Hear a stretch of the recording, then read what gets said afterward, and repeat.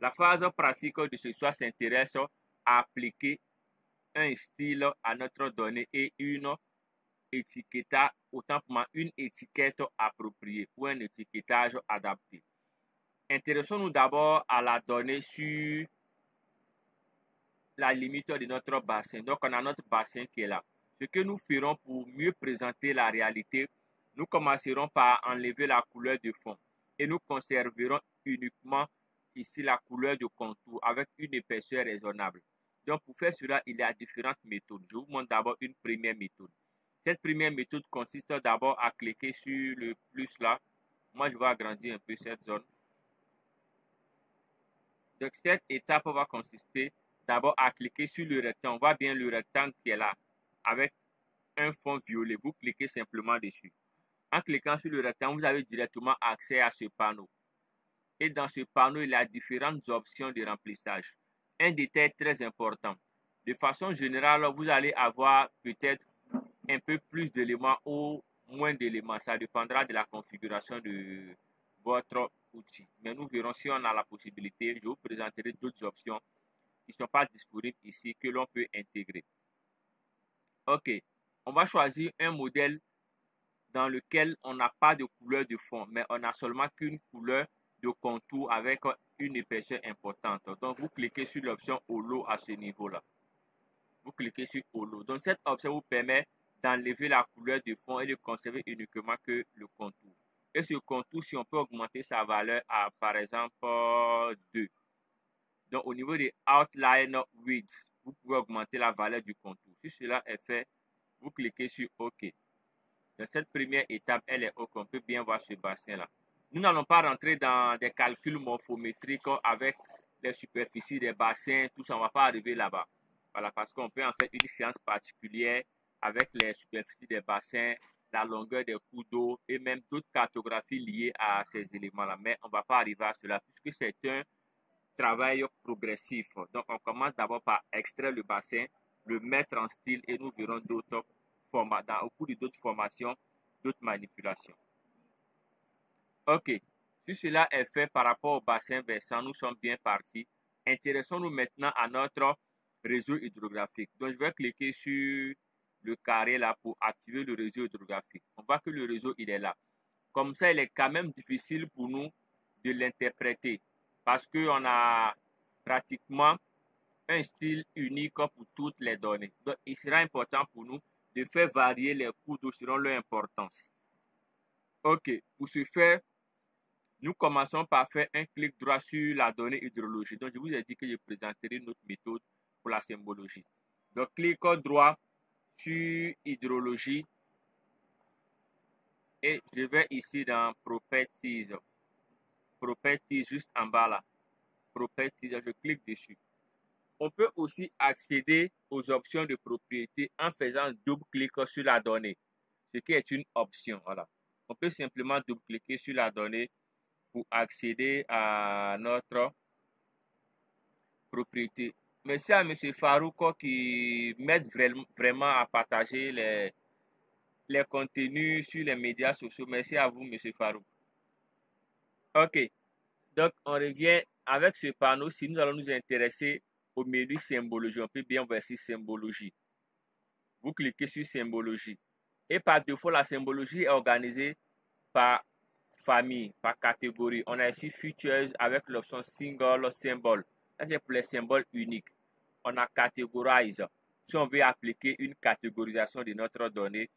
On a aussi quantities pour aussi une catégorisation qui va se baser sur les valeurs. Si on veut faire varier en fonction d'une colonne bien définie. On a aussi chart pour le cas des représentations graphiques et on a aussi multiples attributs si on veut appliquer des styles variants parce qu'on peut appliquer deux mises en page autrement.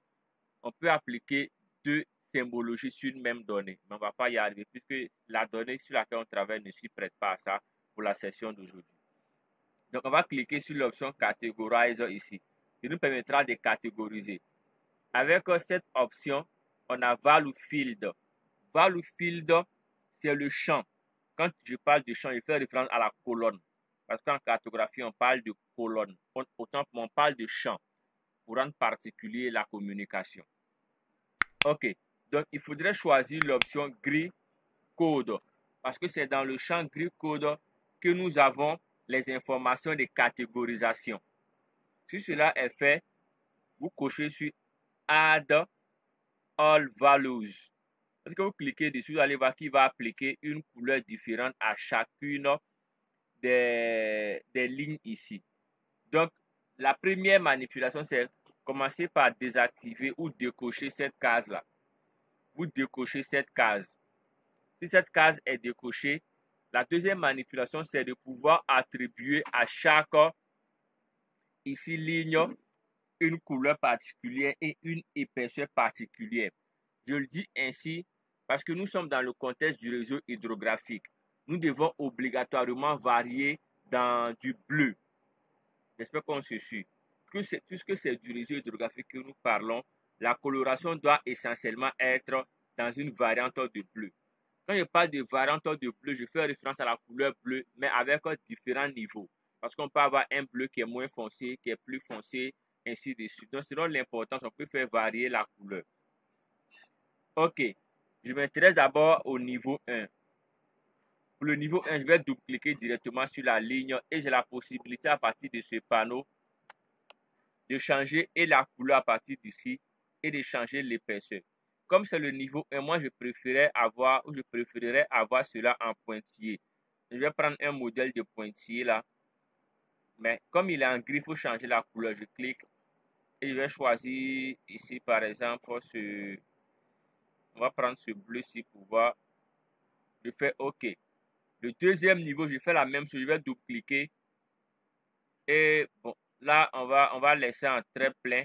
Mais on va lui donner un autre bleu, par exemple, celui-ci. Et on va le laisser en 1 aussi. Je fais OK.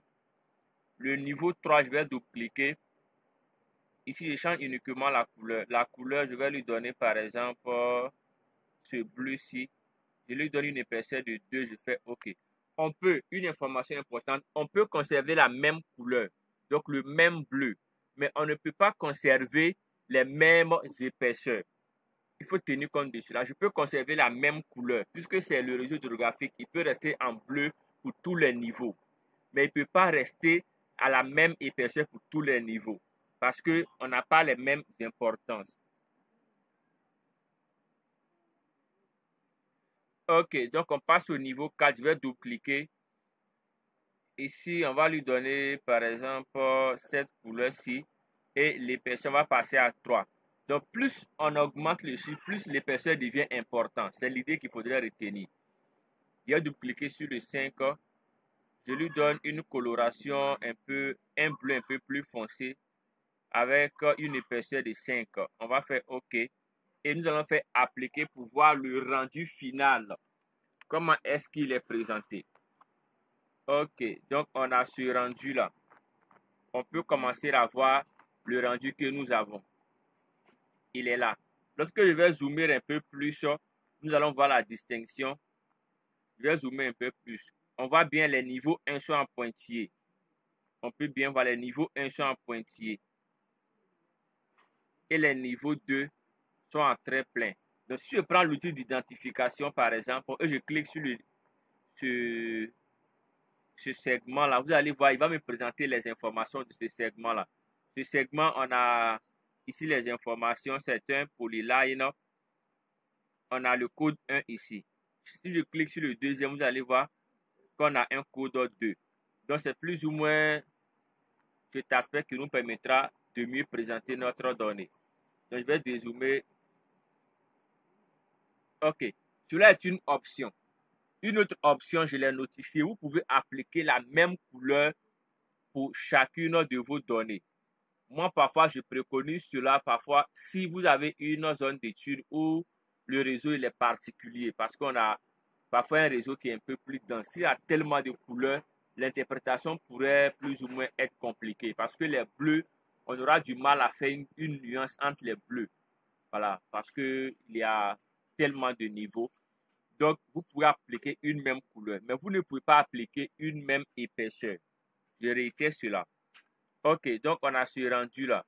de façon particulière pour ce soir, moi je vais conserver une même couleur, mais avec une variation d'épaisseur. Ok, donc on va revenir dans les propriétés en faisant double clic sur hydrologie. Autant pour moi, hydrographie. Ok, je vais double-cliquer et je vais conserver la même couleur pour chacune des données. Je conserve la même couleur. On va prendre par exemple cette couleur-là. Elle m'a l'air un peu intéressante. Donc, je vais augmenter un peu quelques épaisseurs. Ok. Donc, je conserve la même couleur. Mais je fais varier les épaisseurs.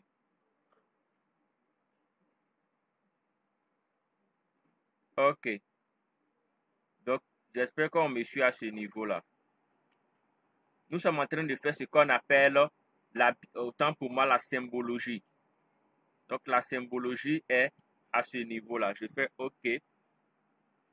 Et voici ici le rendu. Voilà.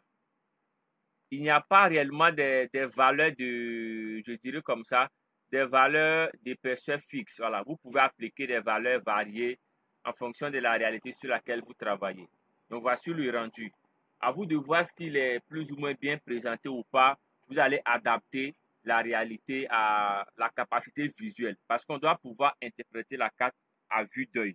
Donc, si vous voyez que les informations ne sont pas bien compréhensibles, à vous de les modifier, à vous de les adapter pour qu'on puisse facilement comprendre. Voilà. Donc, je le dis, il n'y a pas de norme en termes d'épaisseur, mais il y a une norme qui voudrait que les valeurs soient pas, les valeurs d'épaisseur puissent, l'épaisseur autant pour moi, puisse varier selon l'importance de la donnée.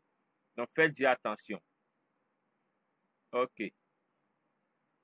Faites-y attention pour faire varier cela.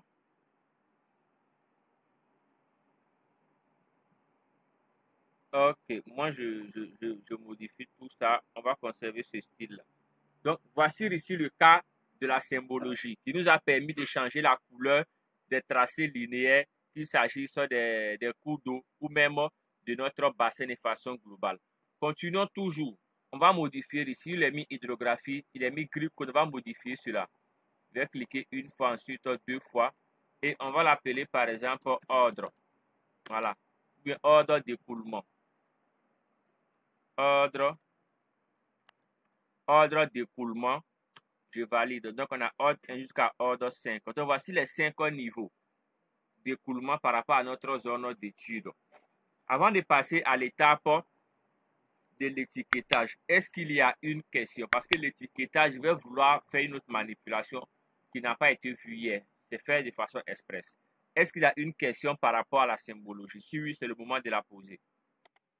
Après la première étape qui nous a permis d'appliquer un style à notre donnée, le bassin versant ici est délimité en noir. Le réseau hydrographique est identifié ici en bleu. Donc, nous allons passer à un autre élément qui est appelé étiquetage. C'est le processus technique qui nous permettra d'attribuer ici un code dans le cas comme c'est un node d'écoulement, un code à chaque réseau ici ou à chaque ligne qui a été définie. Donc, je vais simplement vous montrer comment faire, mais je ne vais pas peut-être conserver ça. On va voir si on va le faire ou pas. Je vous montre comment faire cela. Avant de faire ce qu'on appelle l'étiquetage ou le labeling, la première étape, c'est de voir d'abord quel champ, nous parlons de colonne, quel champ nous permet ou quel est le champ dans lequel se trouvent les informations à faire afficher. Donc, quelle information je souhaite afficher et ces informations se trouvent dans quel champ. Donc, vous commencez par ouvrir la table d'attributs. Je fais clic droit. Je fais Open Attributes. Clic droit, Open Attributes. On peut ouvrir aussi la table d'attributs par des raccourcis. Donc, l'information que je souhaite faire afficher, c'est ici le gris code. Donc, on a le niveau ici. Ordre d'écoulement 1 jusqu'à ordre d'écoulement 5. Donc, c'est ce que je souhaite faire afficher. Ça pourrait être aussi le nom. Le nom des fleuves, si dans le cas on avait ces fleuves-là, le nom des fleuves, si ce sont des lacs, le nom, tout ça, on peut le faire. Donc ici, on souhaite faire afficher le code de chaque ligne, de chaque bief. Donc pour ce faire, je vais faire un clic droit sur ma donnée. Je fais Properties ici. Dans les Properties, j'ai un élément particulier qui me permet de faire afficher les éléments d'étiquette. cet élément se retrouve dans labels à ce niveau-là. Labels, ok. Donc, dans label, la première étape, c'est de commencer par cocher ici. Label Features in this layer. Vous commencez par cocher cette option. Si elle est cochée, les autres paramètres qui nous intéressent, c'est d'abord ici. Label Field. Label Field concerne le champ dans lequel se trouvent nos informations à faire afficher. Et ce champ, c'était le champ Greek Code. On va cliquer. Je prends Greek Code. Et c'est suffisant. C'est suffisant. En faisant appliquer, nous aurons directement le résultat. On peut bien voir là. OK. Maintenant, on peut paramétrer, comme c'est du texte, on peut changer sa couleur. On peut changer la taille de la police. On peut changer même le style de la police, mettre en gras, en italique. On peut souligner. Donc, tout ça, c'est possible. Mais comme c'est du texte, il faut pas tomber dans l'abus. Si on tombe dans l'abus, ça veut dire quoi? Appliquer une police qui est très fantaisiste, appliquer des tailles aussi trop grandes ou des tailles trop petites, ça serait désagréable. À ce niveau, il n'y a pas de norme qui indique que les tailles doivent être de 12 ou de 5. La norme voudrait que la capacité visuelle de l'homme doit être respectée dans la mesure où la police ne doit pas être trop petite, elle ne doit pas être extrêmement grande, elle ne doit pas être trop fantaisiste parce qu'il y a des polices qui sont difficilement lisibles. Donc vous devrez tenir compte de votre capacité visuelle. Est-ce que j'arrive à lire la police? Est-ce que j'arrive à identifier ce qui est écrit? Donc vous restez dans cette logique-là. Ok, ici on a une police qui est appliquée, qui est la police Arial. Vous avez le choix de faire varier la police, mais évitez de prendre des polices fantaisistes, je l'ai dit. Vous cliquez sur la flèche là, vous allez voir qu'il y a plusieurs polices, voilà. Il y a plusieurs polices. Moi, je vais prendre le cas, on va voir si on peut retrouver la police. Le Montserrat, par exemple. Je vais voir si je l'ai, le Montserrat. Alors, vous n'aurez pas forcément aussi les mêmes polices que moi, parce qu'on peut installer certaines polices sur le système. Donc, je vais voir si j'ai le Montserrat ou pas. Au cas où je ne l'ai pas, on va trouver une autre police. Ok, j'ai le Montserrat juste là. Le Montserrat, hop, hop, hop. C'est une police qu'on télécharge, qu'on installe. Donc, vous n'aurez pas forcément ça. Mais pas la peine de forcer. Prenez une police qu'on peut lire. Bon, là, c'est difficilement lisible. Mais on va par exemple prendre le thème Newsroman, qui est une police vraiment très utilisée en rédaction scientifique. Pour ne pas dire la police la plus recommandée en rédaction scientifique. Pas la meilleure, mais elle est quand même facile à interpréter. Donc, thème Newsroman, par exemple, on a la police là. Si on veut modifier la taille, c'est à ce niveau-là. Si on veut modifier la couleur, c'est à ce niveau. Si on veut mettre la police en gras, c'est à ce niveau. En italique, et si on veut souligner, c'est à ce niveau. Ça, ce sont les manipulations basiques de façon à ce qu'on puisse facilement lire. Mais on peut aller au-delà. Aller au-delà revient à faire quoi? Aller au-delà revient à choisir, par exemple, cette option. Label style. Si nous cliquons, vous voyez bien que des styles sont déjà prédéfinis. Des modèles déjà prédéfinis. L'avantage ici est que pour chaque modèle, il y a ici un nom. Ça veut dire quoi? Il y a une nomenclature à respecter. Avec ArcMap, ArcMap en elle-même essaie de, ou en lui-même essaie de créer une nomenclature universelle concernant ArcMap. Voilà, il faut savoir que c'est concernant ArcMap. Ce n'est pas une norme standard. Non, c'est concernant ArcMap. ArcMap voudrait que, pour une question de lisibilité, de compréhension, ArcMap voudrait que, on va bien ici les mis contre 1.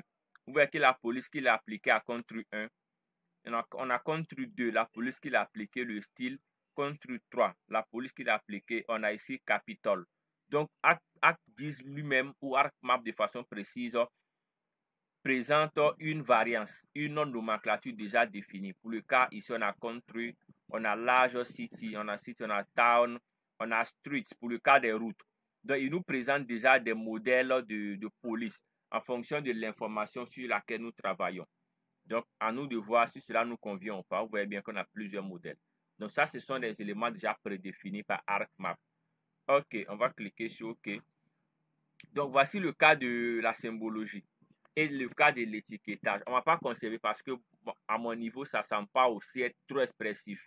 Voilà, mais c'est à vous de juger. Maintenant, j'explique un élément important avant de passer à un autre élément aussi plus important. C'est la réponse à la question de Monsieur Jordan, je pense bien. Parce qu'il a parlé de la logique de la nomenclature avec la méthode de Strahler. On voit bien qu'ici, on a 1. Je vais zoomer un peu sur une zone définie. Ok, on va suivre ensemble. Ici, on a 1. Ça, c'est un coup d'eau d'ordre 1. Un autre d'ordre 1. Donc, 1 plus 1 donne 2. Donc, ici, on a 2. 1 plus 1 donne 2. Maintenant, on va prendre un autre niveau. Bon, ça, c'est une mathématique vraiment particulière en hydrologie. Donc, 1 plus 1 donne 2. Par contre, 2 plus 2 donne 3. Donc, 2 plus 2 donne 3. Est-ce qu'il y a des hydrogéologues, bien des géologues, quelque chose de ce genre-là? Parce que c'est une mathématique qui n'a aucune logique mathématique que nous connaissons de façon basique. Parce que ça intègre d'autres connotations, d'autres éléments. Donc, on a 1 plus 1 va être égal à 2. Égal à 2. 1 plus 1 va être égal à 2. Maintenant, ça veut dire quoi? Si on a deux coups d'eau de deux biefs de même valeur qui se rencontrent pour donner un autre bief, le bief aura la valeur supérieure. Donc 1 plus 1, 1 et 1 sont égaux. Donc lorsque 1 et 1 se rencontrent, le coup d'eau que cela donne, le bief que cela donne est un bief supérieur à 1. Donc ça fait 2. Donc si on a par exemple 1 plus 2 qui se rencontrent.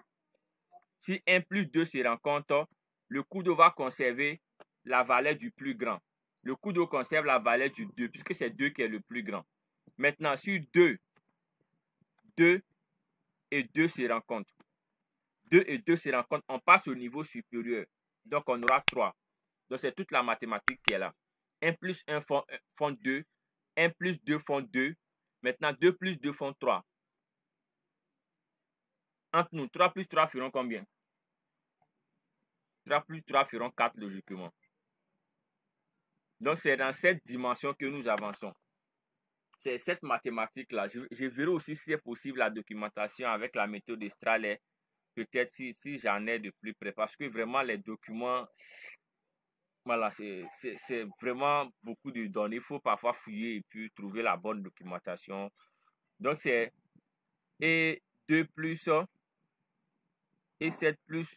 Non, aussi, il faudrait pas partir dans tous les sens. Hein. Il faut aussi comprendre le principe. Je vous montre un peu. Le principe, c'est quoi? On ne peut pas prendre ici 1 et faire plus 4. Non, ça ne marche pas. Ce n'est pas comme cela qu'il faut partir. Parce que c'est un réseau. Le réseau, c'est quoi? On part du début du niveau 1. Par exemple, dans notre cas, on passe du niveau 1 au niveau 5. Donc ici on va prendre un cas qui est un peu... OK. On part d'un niveau, je vais zoomer un peu, voilà. Parce qu'il faut que je précise ça pour ne pas qu'on parte dans tous les sens. Sinon, ça va faire un peu bizarre, on ne va pas se comprendre. Ici, vous voyez qu'on a 1 ici. Ici, on a 1 ici. Ici aussi, on a 1. Donc, 1, bon, ici, on a 1 aussi. 1 plus 1 vont donner 2. Vous voyez qu'on a 2 ici. Ici, il va faire 2. Maintenant, ici, on a 1. Donc, ce 1-là, plus le 2 d'ici, vont donner 2. Donc, on progresse. On ne va pas prendre le 1 d'ici et on va l'additionner, par exemple, au combien, peut-être au 5 quelque part. Non, ce n'est pas comme cela qu'on avance. On avance selon un schéma logique. Vous voyez que c'est un schéma. Ici, on a 1. Ici aussi, on a 1. Donc, ce 1-là, je vais peut-être sélectionner ce 1-là, ce 1 qui est là, plus ça, ce 1 qui est à ce niveau-là. Ici aussi, c'est 1, 1. Donc, ce 1-là va donner 2. C'est dans cette logique que nous avançons. On n'avance pas parce qu'on a 1 et puis on a 5 quelque part. 1 plus 5 vont faire combien? Ce n'est pas comme cela. Non, c'est par ordre. On va de 1 à 5. Donc, lorsque 1 et 1 se rencontrent, ça fait 2. Lorsque 1 et 2 se rencontrent, ça va faire 2. Lorsque 2 et 2 se rencontrent, ça va faire 3. Lorsque 3 et 3 se rencontrent, ça va faire 4. Donc, on progresse. On ne prend pas 1 et 5. Non, ce n'est pas comme cela. Est-ce qu'on se comprend? Certainement, la documentation, je vais voir si j'en ai un document de presse, je vous partagerai ça. Donc, j'ai bien voulu vous présenter ça. Monsieur Jordan m'a dit qu'on avait, comme ça fait quelques moments, on avait certainement oublié quelques notes là-dessus. Donc, j'ai bien voulu revenir là-dessus. Voilà, parce que c'est cette logique-là. Ce n'est pas une logique mathématique stricte où 1 plus 1 font 2 ou bien, non, ce n'est pas comme cela. Ou bien on peut prendre 1 plus 7. Non, ça ne marche pas. Ce n'est pas comme cela. Pour qu'on ait 7, il faut qu'on puisse passer de 1 jusqu'à 7. 1, 2, 3, 4, 5, 6, 7. Donc, on évolue progressivement. C'est un peu, c'est une logique. Hein. Est-ce qu'il y a des, bon, je sais qu'actuellement, des gens qui sont connectés en Côte d'Ivoire, d'autres dans d'autres pays où on a par exemple la mer. Est-ce que c'est 3? Bon, je ne sais pas, il y a une question, est-ce que c'est 3? Bon, est-ce que c'est 3? Je ne sais pas si c'est la réponse à quelle question. Mais je vous explique quelque chose. On sait tous qu'on a la mer au niveau de la Côte d'Ivoire, au sud de la Côte d'Ivoire. Savez-vous que un lac, pour que le lac arrive au niveau, bon, on va prendre par exemple le cas de, on va prendre quoi, bon, le cas d'une rivière donnée. Pour que la rivière se retrouve au niveau du sud de la Côte d'Ivoire dans la mer, vous savez le schéma que ça prend? J'imagine un peu. Donc, pour que la rivière se retrouve dans la mer, vous voyez un peu le schéma que ça prend? Est-ce que 2 plus 3 font 3? Non, c'est la question qu'il a posée. OK. Qui avait répondu? Je ne sais pas.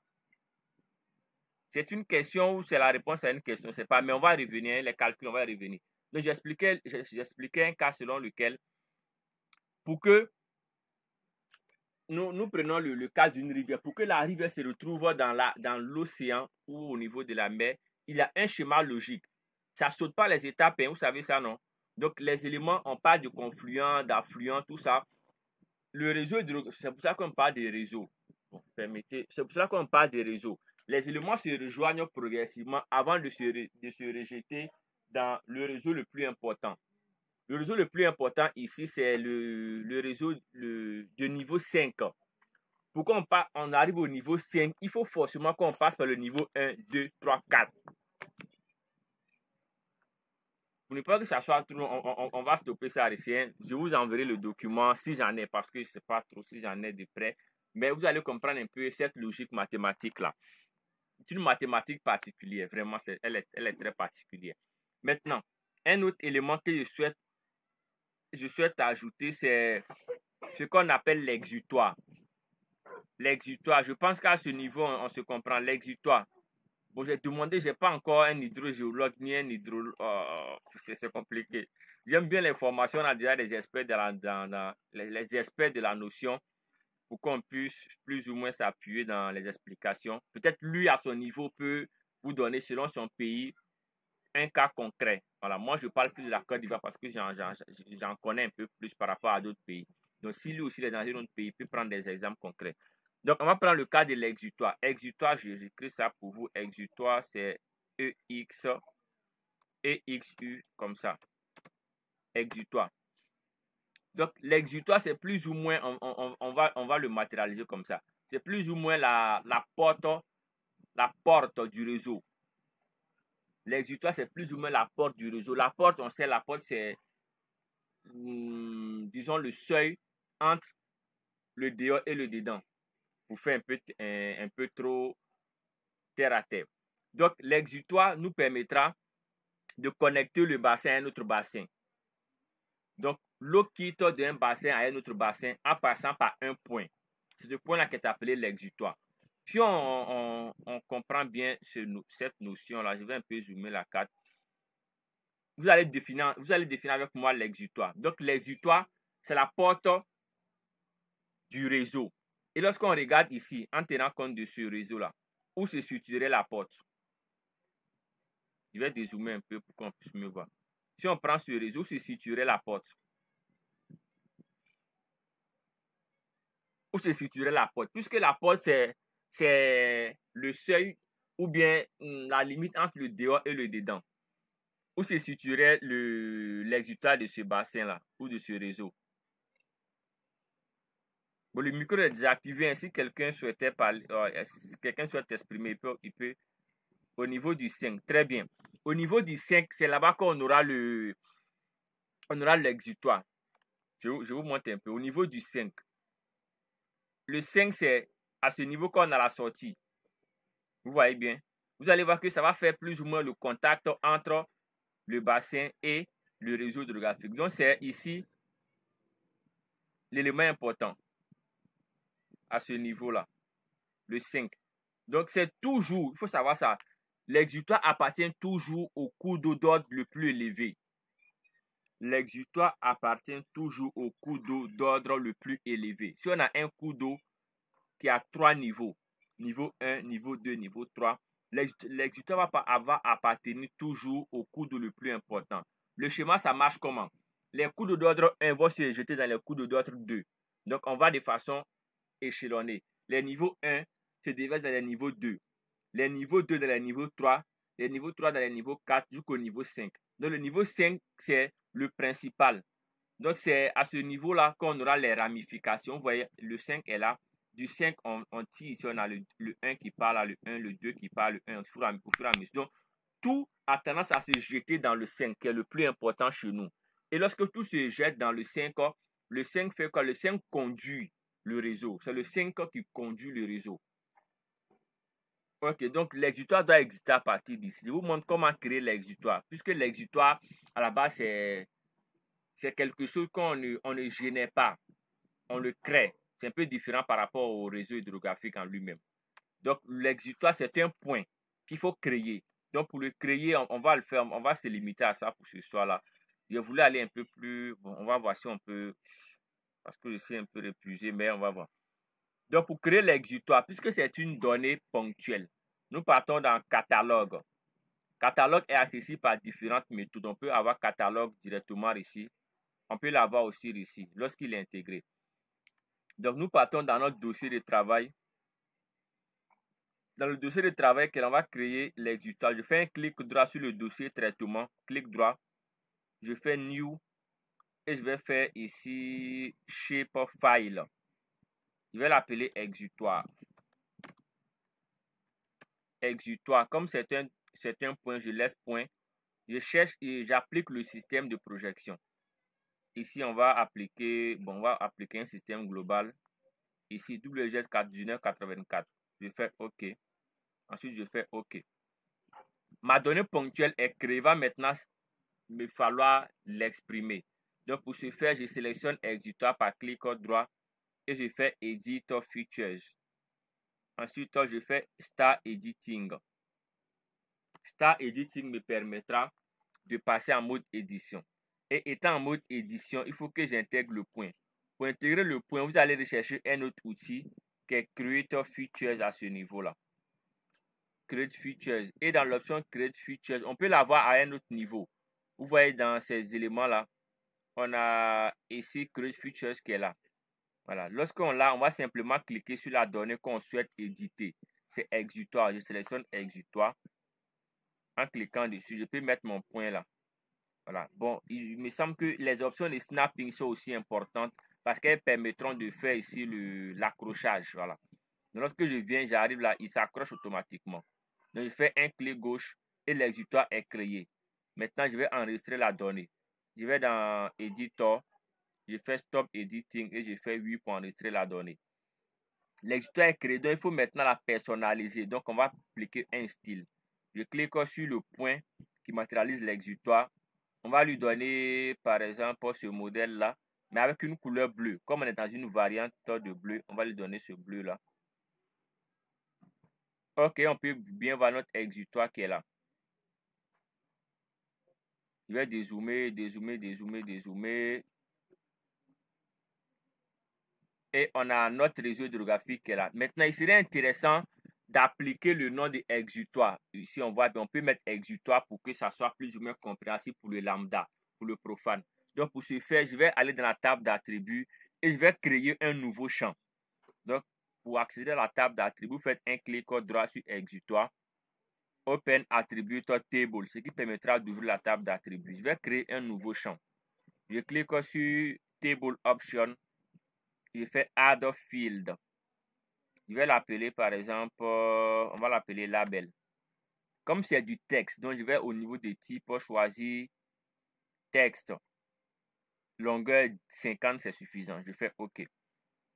Et maintenant, il faut que je lui donne un nom. Un élément très important pour ceux qui utilisent ArcGIS et aussi QGIS, la création des champs et le remplissage des champs propose des éléments opposés. Dans ArcGIS ou dans ArcMap précisément, pour créer un champ, vous ne devrez pas être en mode édition, ce qui est tout le contraire dans QGIS. Je pense qu'on se suit. Donc, je vais devoir mettre le nom. Pour avoir ici la possibilité de mettre le nom, il faut que je passe en mode édition maintenant. Pour créer un champ, on ne doit pas être en mode édition. Mais pour le renseigner, vous devrez être en mode édition. Pour renseigner le champ, je vais simplement passer en mode édition. Donc, Start Editing, exutoire, on est là, je fais OK. Donc, le nom, je vais dupliquer pour passer, je vais l'appeler exutoire. Hop. Exutoire. Je fais enregistrer. Ensuite, je vais faire Save, Edit, Stop Editing. Ok, maintenant pour afficher le nom exutoire, je vais simplement double-cliquer sur exutoire pour passer dans les propriétés. Parce que c'est au niveau des propriétés qu'on applique la symbologie, on applique le style. Autant pour moi les étiquettes. Je coche ici Label Features in this Layers. Layer autant pour moi. Label Field, je vais sélectionner Label. Et je fais OK. On va changer la police. Il faudrait que vous ayez une police vraiment homogène. Voilà. C'est pas intéressant d'avoir plusieurs polices avec des tailles différentes, de couleurs, c'est parfois compliqué. On peut conserver la même police, mais changer la couleur par endroit en fonction de la donnée, ou même changer le style. On met en gras, en italique, tout ça. Mais avec une même police, on peut quand même faire de bonnes choses. Exutoire, OK. Donc, on peut bien voir exutoire qui est là. Donc, voici ici en termes d'étiquetage les informations que nous venons de voir. Appliquer l'étiquetage, on a eu la possibilité de créer ici une donnée ponctuelle là, qui matérialise l'exutoire. S'il y a des questions, c'est le moment de les poser. Parce que je suis en train de voir s'il faudrait qu'on fasse la dernière étape, présenter la dernière étape, c'est-à-dire la mise en page, ou bien laisser à demain. Parce que était prévu pour ce soir-là, que ce soit mademoiselle Ndessan qui présente la formation. Elle a eu un empêchement qui ne nous a pas permis de programmer cela. Mais s'il y a quelqu'un, moi je le fais sciemment, s'il y a quelqu'un qui est intéressé, qui a déjà une maîtrise ou qui a déjà des notions basiques, qui souhaiterait présenter la dernière étape sur la mise en page cartographique, voilà, j'avais bien voulu que ce soit quelqu'un d'autre aujourd'hui qui passe, mais comme il y a eu un décalage, on n'a pas pu préparer cela. Mais si quelqu'un est intéressé, qui souhaite présenter demain la mise en page cartographique, qui nous permettra d'intégrer la légende, la source, les coordonnées, tout ça, s'il est intéressé, qui me contacte après, on va voir comment faire cela. Là, moi, je ne vais pas présenter. Lui, il va présenter pour des explications supplémentaires ou complémentaires. Je vais intervenir. Voilà,